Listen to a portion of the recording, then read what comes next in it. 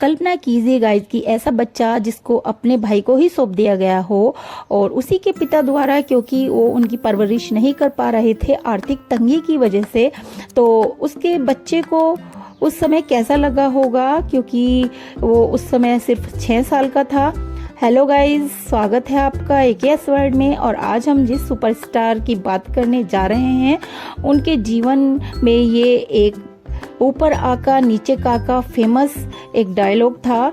तो जनाब हम बात कर रहे हैं राजेश खन्ना जी के बारे में। सुपरस्टार राजेश खन्ना का जन्म 29 दिसंबर 1942 में पाकिस्तान में हुआ था और राजेश खन्ना के बचपन में उनको नाम दिया गया था जतिन, और उनका एक भाई भी था जिनका नाम था नरेंद्र खन्ना। राजेश के पिता एक अध्यापक थे और बिहार में वो पढ़ाते थे।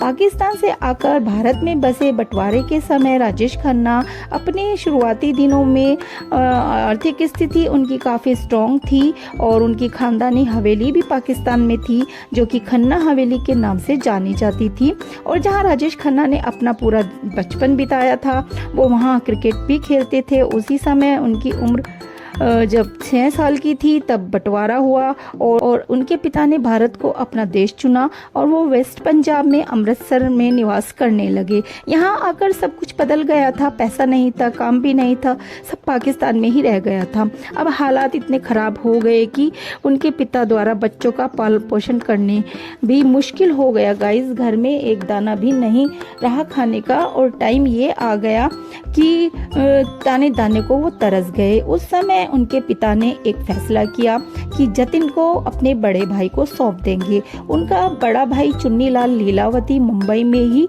निवास करते थे। फिर राजेश की जिम्मेदारी उनको सौंप दी गई। 6 वर्ष का बालक एक जगह से दूसरी जगह चला जाए और कितना मुश्किल होता है गाइस। फिर पौधे को भी आप उखाड़ कर दूसरी जगह लगाओ तो एकदम से नहीं पनपता, किंतु चाचा के प्यार से और आर्थिक स्थिति अच्छी होने की वजह से उनके चाचा उस समय रेलवे कॉन्ट्रैक्टर के रूप में काम किया करते थे और उनका निवास सरस्वती निवास चंडनी रोड पर घर था। बचपन से ही परिवार में सभी राजेश को काका ही कहते थे। बात करें उनकी बहनों की तो उनकी 4 बहनें थी। उनके नाम इस प्रकार हैं गाइस: कमला, विजया, चंचल, मंजू। उनकी बहन चंचल यूके में डेंटिस्ट थी। राजेश खन्ना को ड्रम बजाने का बहुत शौक था और स्कूल टाइम में वो ड्रम बजाते थे और स्कूल में वो स्टेज शो भी किया करते थे, उसमें ड्रामे में वो हिस्सा लेते थे। अभिनय का उनको शौक था।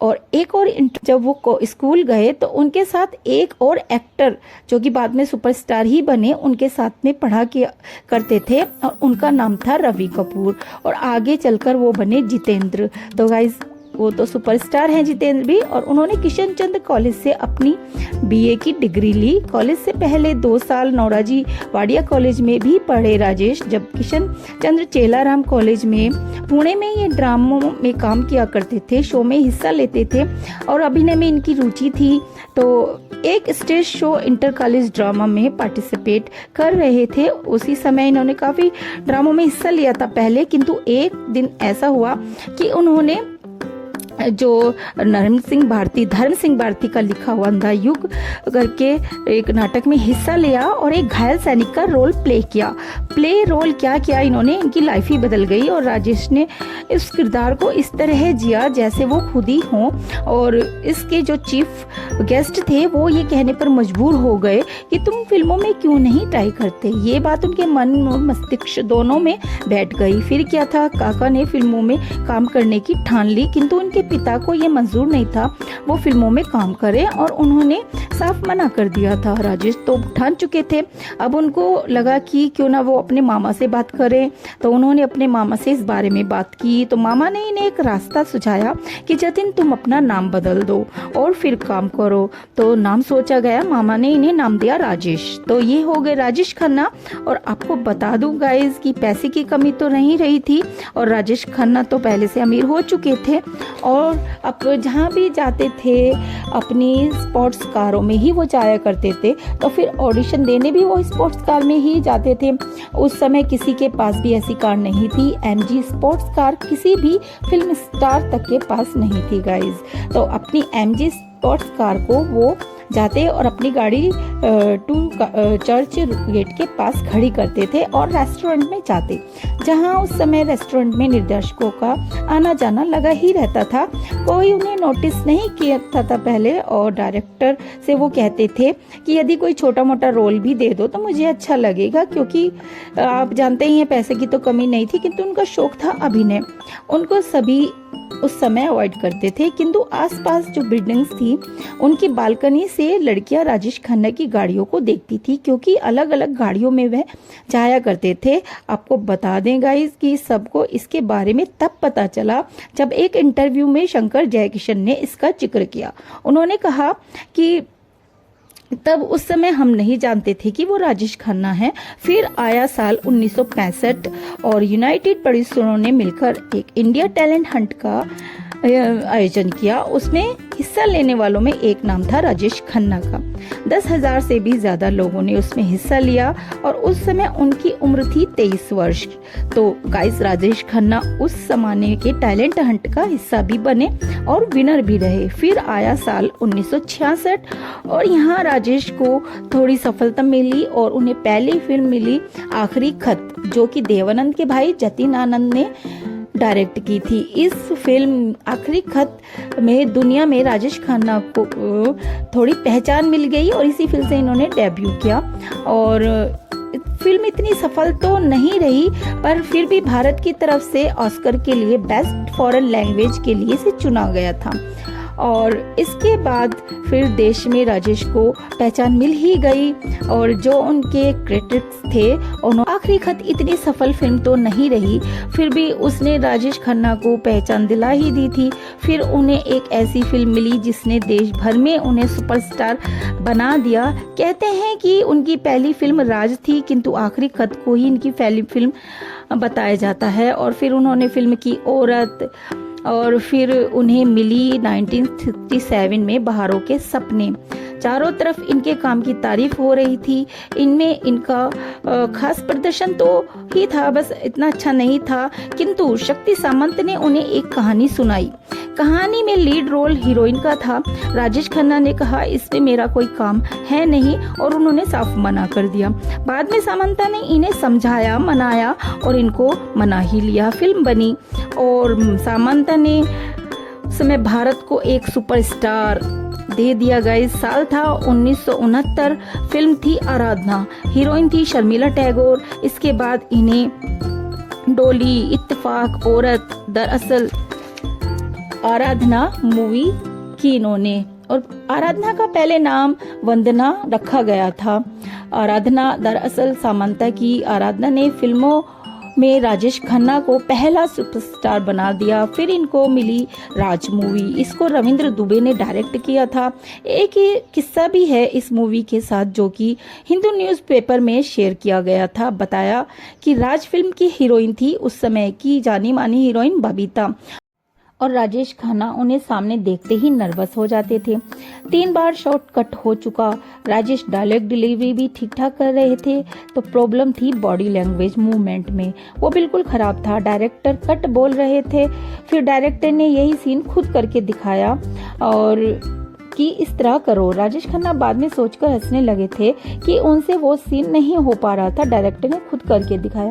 आराधना फिल्म के राइटर के सचिन भौमिक थे। शर्मिला टैगोर इस फिल्म में हीरोइन थी और ये जो गाना था इतना फेमस हुआ, मेरे सपनों की रानी कब आएगी तू, इसकी शूटिंग कैसे हुई आइए बताते हैं। इस गाने की शूटिंग के लिए शर्मिला टाइम पर नहीं पहुंच पाती थी क्योंकि वो सत्यजीत रे की फिल्म की शूटिंग भी कर रही थी, इसलिए राजेश खन्ना अकेले ही गाना शूट करते हैं। सोचिए, वो जीप लेकर अकेले ही गाना गा रहे थे। शर्मिला को अलग से शूटिंग कराई गई स्टूडियो में, जो ट्रेन में बैठ करके करती हैं। फिर इसे जोड़ा गया और संयोग देखिए, जिस सपनों की रानी को राजेश जीप में घूमकर ढूंढ रहे थे, शर्मिला जिस ट्रेन में शूटिंग कर रही थी वही ट्रेन उनके बेटे सैफ की फिल्म परिणीता में भी यूज की गई है और वहां पर माँ की जगह बेटा शूटिंग कर रहा था। तो ये संयोग है गाइस। दूसरा संयोग देखिए, फिल्म आराधना में सुभाष घई भी थे। ये वो समय था जब वो स्ट्रगल कर रहे थे। राजेश खन्ना के किरदार भाई के किरदार में उन्हें लिया गया था। समंता ने पूछा सुभाष से कि तुम कार चलाना जानते हो? तो सुभाष ने हाँ सिर हिलाकर जवाब दिया। ये उन्होंने झूठ बोला था। वहीं पर कुछ समय बाद जब सुभाष भाई कामयाब हो गए और उन्होंने अपनी मूवी बनाई हीरो, और हीरो लिया उसमें जैकी श्रॉफ को, तो यही क्वेश्चन उन्होंने पूछा जैकी से कि कार चलाना आती है? तो उन्हें अपनी बात याद आई। इसका जिक्र शक्ति सामंत ने अपने एक इंटरव्यू में कहा था। और इसी फिल्म से किशोर कुमार बन गए थे और राजेश खन्ना के ऑफिशियल प्लेबैक सिंगर बन गए थे वो। और यहीं से दोस्ती स्टार्ट हो गई थी राजेश खन्ना और किशोर कुमार की। यह वही फिल्म थी जो 100 हफ्तों तक दिखाई गई थी गाइस। आराधना साउथ इंडिया, ईस्ट इंडिया के लोगों ने भी इसे बहुत पसंद किया था।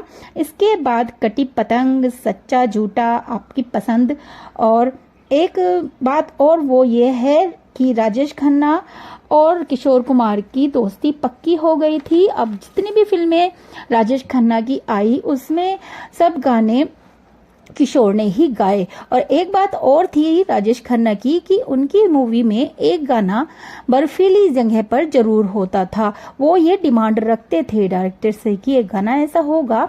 और फिर शर्मिला की जोड़ी राजेश के साथ बन गई और उनकी जोड़ी फिर बाद में आशा पारेख, मुमताज, तनुजा के साथ भी बनी गाइस। और तनुजा के साथ उनकी मूवी हाथी मेरा साथी में राजेश को और भी सुपरस्टार बना दिया गाइस। फिर क्या था, जब वह गाड़ी में जाते थे तो धूल उड़ती थी, कहा जाता है ये बात, और धूल उड़ती थी और उसी धूल से लड़कियां अपना मांग भर लेती थी। उनकी इतनी फैन फॉलोइंग हो गई थी, यहाँ तक कि उनके फोटो से भी शादी कर लेती थी लड़कियां। दीवानगी इस कदर थी उस जमाने में। और भी कई सुपरस्टार थे, फिल्में दी उन्होंने बड़ी बड़ी, बट इस अभिनेता की हाजिरी से उन सब की गद्दी हिल गई थी। राजेश ने 17 सुपर हिट फिल्में एक साथ दी थी। वीडियो में बस इतना ही। वीडियो लंबा हो रहा है और इसका नेक्स्ट पार्ट भी आएंगे गाइस। तो ये पहला पार्ट है और नेक्स्ट वीडियो में बात करेंगे राजेश खन्ना की मैरिज की, बच्चों की और अंजू महेंद्रू के संग उनके रिश्ते की। तो गाइज अब लेती हूँ आपसे विदा। नेक्स्ट वीडियो में फिर मिलेंगे। और चैनल पर नए हैं तो चैनल को सब्सक्राइब करिए और वीडियो अच्छा लगे तो लाइक शेयर जरूर करिएगा। धन्यवाद।